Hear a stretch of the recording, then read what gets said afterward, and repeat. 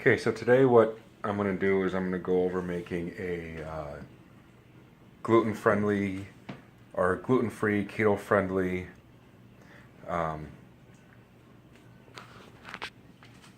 pie crust, a single pie crust. So this is going to be an almond flour one. So what we're going to use is we're going to cup and a half of almond flour. I would highly suggest using blanched. The blanched it kind of looks like regular flour like that. The unblanched almond flour is quite nasty, in my opinion. It has the skins of the almonds on there still, and those are kind of bitter. So in my mind, it's kind of nasty. I like cooking with the blanched almond flour now. It's the only thing I will use. I'm trying to use up that unblanched stuff that I bought off of Amazon. I've been buying the Nature's Eats from Walmart just because it was a little bit cheaper than buying it off of Amazon. But once I run out of the unblanched almond flour, then I'm definitely going to buy the blanched. So enough of that. So basically now what we're going to do is, now since we got the almond flour in there, the other thing I got to mention is that you want to preheat the oven to what do we want it at? I have it at 375 because we're only going to bake it for a little bit. You could make it 350 if you wanted, but 375 should work. So what we got here is, so we got the almond flour, and then I've got a third cup of Splenda. And while the oven was preheating, I also went through and greased up a pie plate using the glass one, because I like those better. So what I'm gonna do is I'm gonna get out my mixer and kind of mix this stuff up, because we want to start mixing. Want to mix up the almond flour and the stevia, or not stevia, but the Splenda. And we're going to slowly start adding in some of the wet ingredients, kind of like we do with a regular flour-based pie crust. Okay, so I blended up the dry ingredients, which is oh, you know what? I also forgot the baking powder. 2 teaspoons of baking powder. Can't believe I forgot that. There's 1, 2. Okay, so let's go through and just kind of mix this up a little bit. Okay. So now what we're going to do is we're going to add the butter.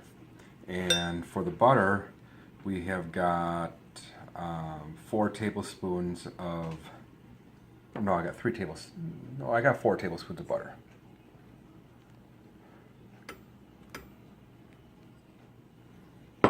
And I'm just going to go through and mix that.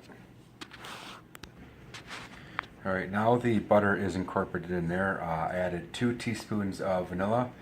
For adding the butter in there, you can use your biscuit cutter, or you can use a Ninja. I just use my blender. And then 1 farm fresh egg. Okay, so now we're going to go through and blend this up until it kind of starts to look like dough.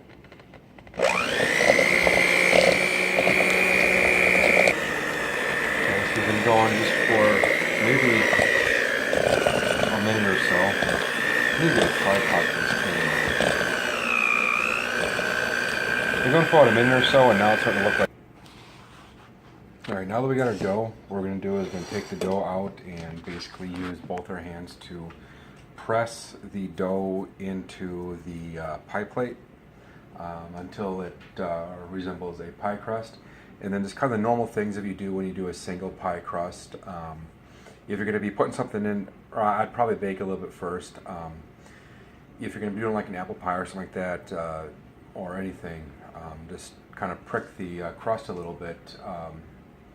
We're going to bake this, pre-bake this one for about 10 to 15 minutes, somewhere around there. When it starts turning golden brown, then take it out and then it's done. You got your pie shell right there. Otherwise, if you're going to do something that's like an apple pie or something where you have to a blueberry pie or peach pie or something of that matter. Just put the ingredients inside there, and it's just ready to go then.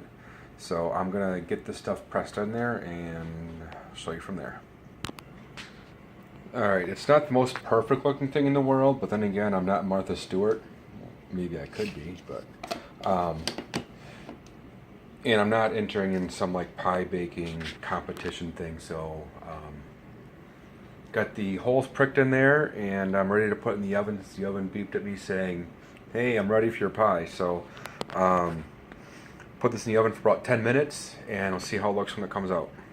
So here's my pie crust out of the oven. It was baked for about 13 minutes. It's definitely dense. It's not like the pie crust you make yourself out of regular flour. I unfortunately can't make it anymore because otherwise I'm going to get sick. But it definitely works for a keto friendly one. So now you can do whatever you want to your pie crust. You can put in, you can see my other recipe for a keto friendly French silk pie and make that, because is that good.